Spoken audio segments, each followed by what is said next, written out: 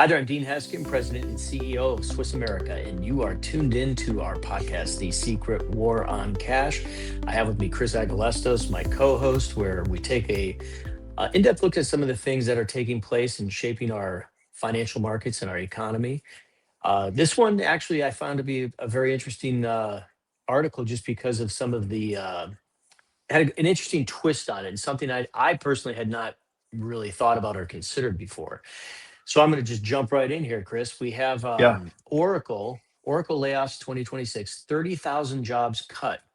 Okay, Mhm. that we've heard a little bit of that over the last few years, but given what's happening, in the economy. Sure. But the second part of this, H-1B visa holders face the race against the clock, I guess is what it's basically Hmm. saying. Um, the bottom line is what I found to be very um, against time. There we go. I had to get in the article.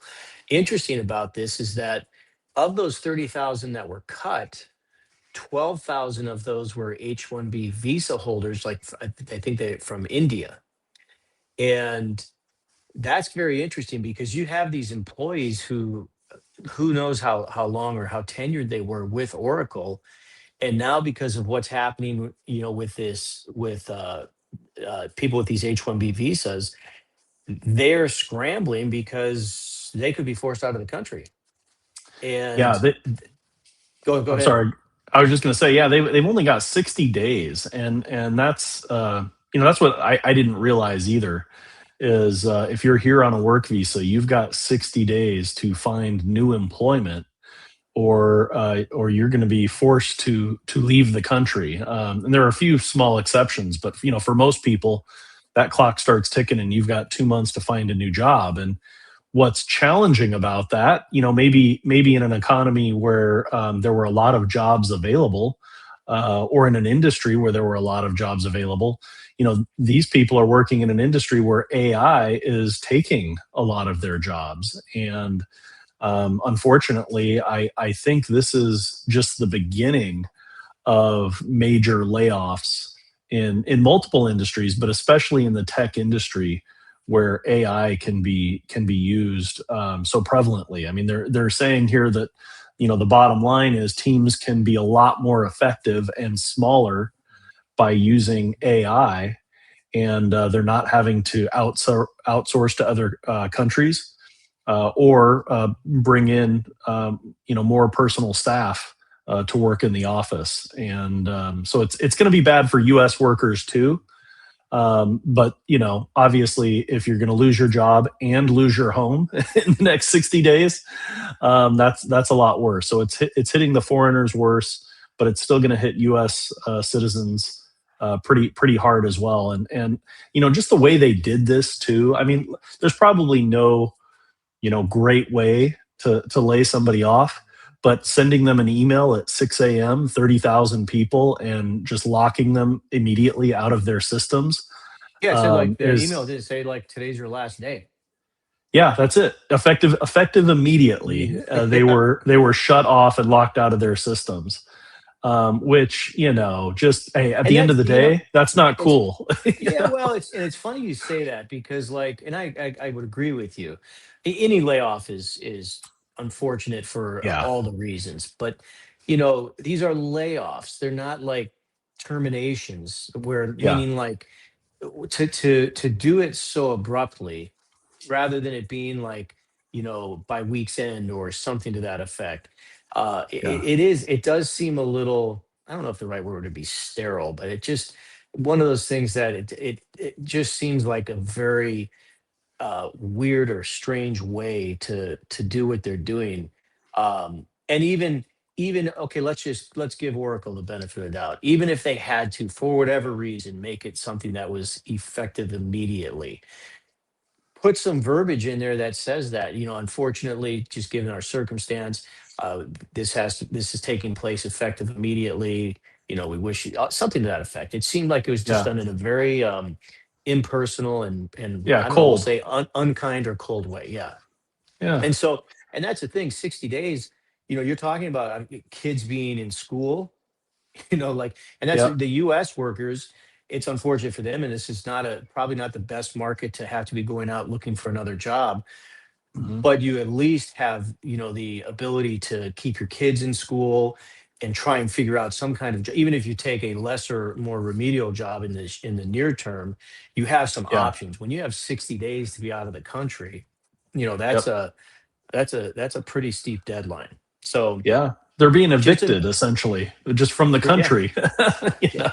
I It's mean, it's it's rough. yeah, it's I believe from what I've heard, it would be a slower process to evict somebody out of a home than it would Yeah, be to evict them out of our country, losing that's their right. job this way. Yep. So, You're absolutely right.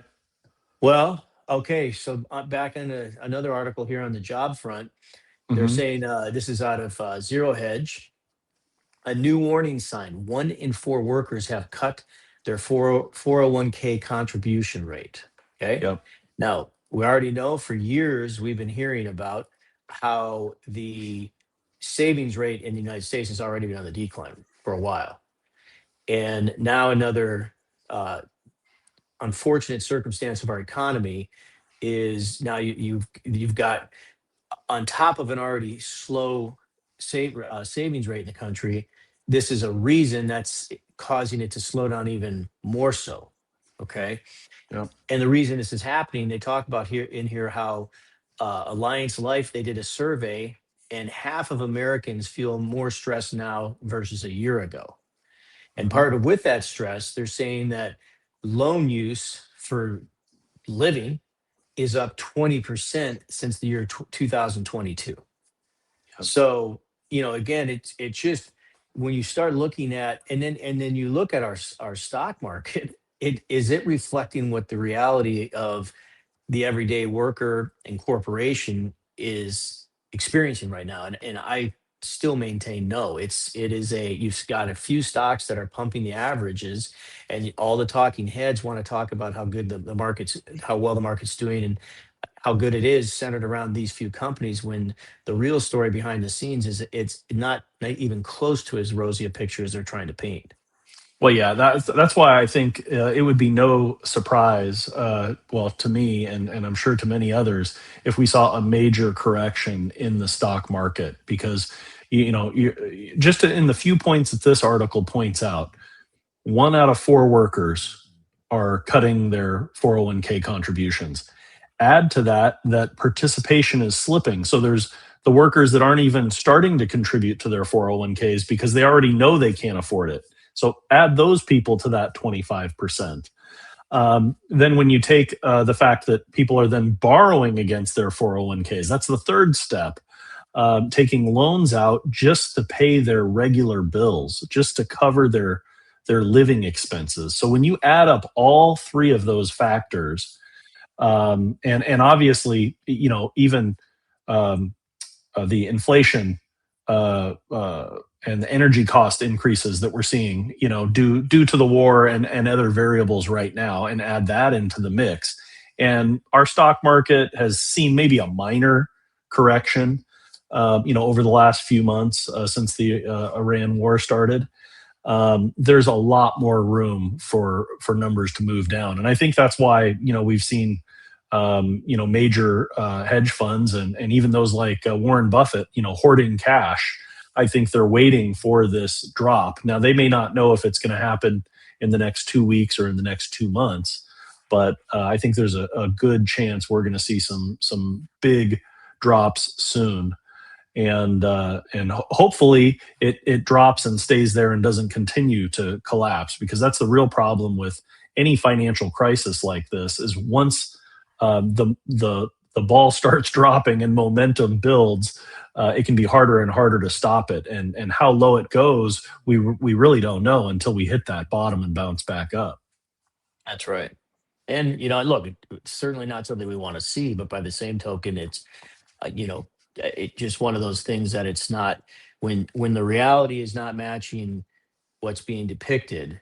The Right. concern with that is that when that reality um, does catch up to what that false depiction is, on top of all these other things, now you have people who aren't just taking money out of their retirement funds and 401ks, but they're, in addition to that, now they're having a tremendous loss of value, which is why Yep. diversification and hedged being hedged in gold and silver. Do what the central banks are doing. Do what the institutions are doing, and that is taking physical possession of metal to give yourself that buffer, that hedge. Should something unfortunate happen. And if you'd like to know more about how to do that, you can call us or text us at 1-800-289-2646 or visit us online at swissamerica.com. You'll see the phone number as well as that web address in our show description. Thank you, Chris. Thank you all for tuning in. And again, if you're not subscribed to this podcast, please do so. We look forward to talking to you more in the future, and have a great rest of your day. Thanks. Take care.